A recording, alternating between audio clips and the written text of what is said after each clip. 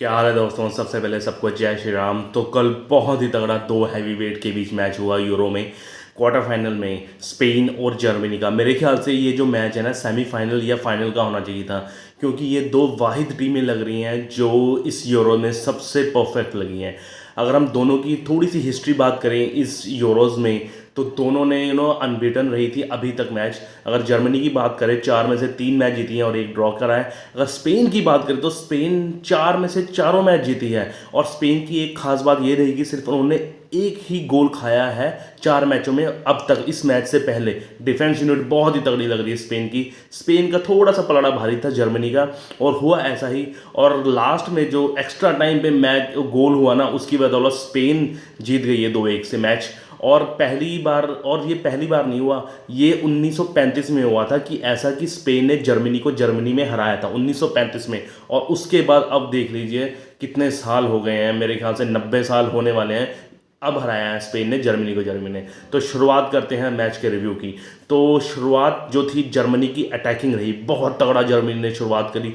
थोड़े से बहुत फाउल भी किए, थोड़े बहुत नहीं बहुत फाउल किए। और छठे ही मिनट में टॉनी क्रूस ने बहुत ही गंदा टैकल किया पेड्री को, जिसकी वजह से पेड्री छठे ही मिनट में बाहर हो गए, और वो ना ही सेमीफाइनल खेलेंगे और ना ही फाइनल खेलेंगे। बहुत ही गंदा टैकल था। मेरे ख्याल से टॉनी क्रूस को इस टैकल के लिए येलो कार्ड मिलना चाहिए था, लेकिन एंटनी मार्क जो थे इनके रेफरी थे ना, जो रेफरी, उन्होंने थोड़ा सा ढीला बरता और सिर्फ एक फ्री किक दी। ये येलो कार्ड बनता था। लेकिन पहला हाफ बहुत ही इंटरेस्टिंग रहा। काइल हैवर्ट्स को मौके मिले, वहीं पर स्पेन ने अपना पोजेशन कामयाब रखा, बहुत ही तगड़ा रहा। एक पंच कर रहा था पहले हाफ में, दूसरे हाफ में दूसरी टीम काउंटर पंच कर रही थी, बहुत तगड़ी लग रही थी। दोनों 50-50 लग रहा था पहले हाफ में। तो पहला हाफ 0-0 पर इक्वलाइज होता है। तो दूसरे हाफ में तुरंत बाद 51वें मिनट में थोड़ा सा मैच पेस बदला। स्पेन ने थोड़ी सी अपनी टैक्टिक्स बदली।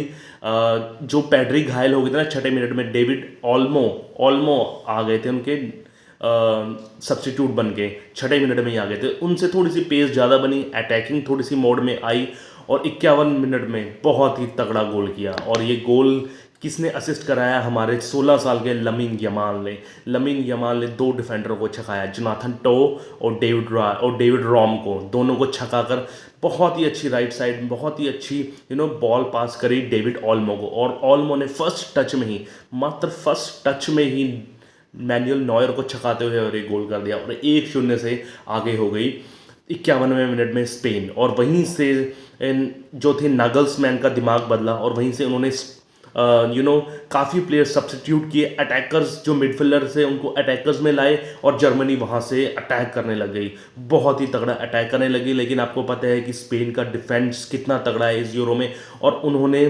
स्पेन के डिफेंस ने पूरा जो अटैक था जर्मन का अपने आप में सोख लिया।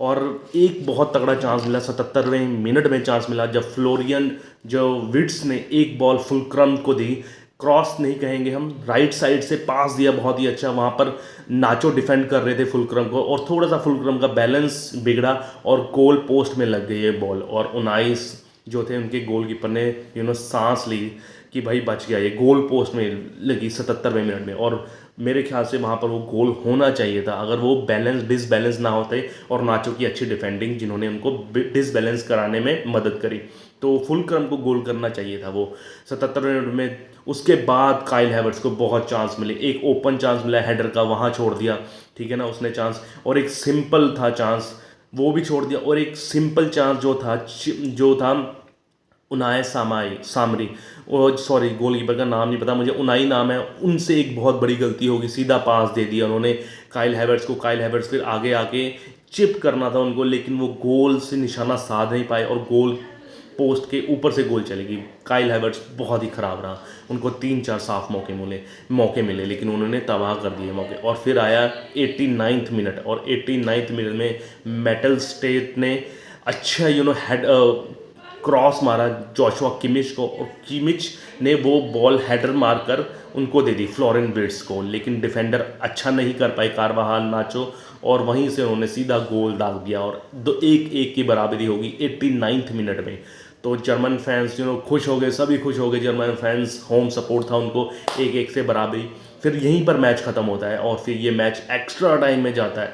और पहले ही एक्स्ट्रा, क्योंकि अब प्लेयर सब थक चुके थे, एग्जॉस्ट हो चुके थे, क्योंकि इतना भाग रहे थे, एक अटैक दूसरा उस पर अटैक कर रहा था, तो काफ़ी भाग रहे थे प्लेयर, तो एग्जॉस्ट हो गए थे। तो पहला एक्स्ट्रा टाइम हुआ 15 मिनट, 90 से 105 मिनट, तो वहाँ भी नहीं गोल हुआ।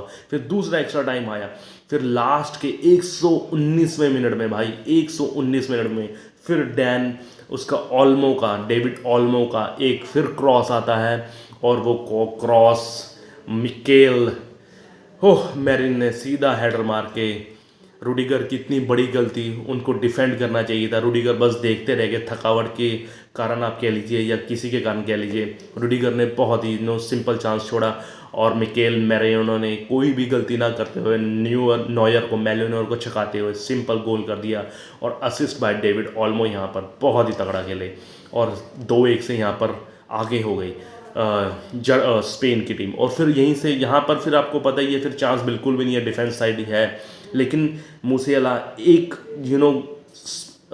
भागने लगे थे एक जगह में, लेकिन डेविड कारवाहल ने उसको पकड़ा, और फिर उसको रेड कार्ड मिल गया, और फिर वो बाहर चले गए। मेरे ख्याल से रेड कार्ड उनको जस्ट 123वें या 24वें मिनट में मिला, 1 मिनट बाद फिर फ्री किक मिली, लेकिन उनाया ने अच्छा, गोलकीपर ने पकड़ा उसको फ्री किक को, और वहीं पर मैच समाप्त हो गया। बहुत ही तगड़ा मैच था, बहुत ही येलो कार्ड मिले। अगर स्पेन की बात करें तो 5 येलो कार्ड यहाँ स्पेन को मिले, 8 येलो कार्ड वहाँ पर जर्मन को मिले, और 1 रेड कार्ड डेविड कारवाहाल का स्पेन को मिला, जो कि अगला मैच सेमीफाइनल में मैच जो कि फ्रांस से होगा वो खेल नहीं पाएंगे। तो फिलहाल जीत गई है स्पेन, लेकिन उनके जो मेन काफ़ी प्लेयर्स हैं, डेविड कारवाहाल जो सबसे तगड़े प्लेयर हैं डिफेंस में, वो सेमीफाइनल फ्रांस के विरुद्ध नहीं खेलेंगे। तो बहुत अच्छा मैच हुआ, जो डिज़र्व करती थी टीम मेरे ख्याल से स्पेन वो जीत चुकी है और सेमीफाइनल पहुंच चुकी है। तो मेरे चैनल को लाइक शेयर सब्सक्राइब कीजिए। तब तक के लिए ओके बाय।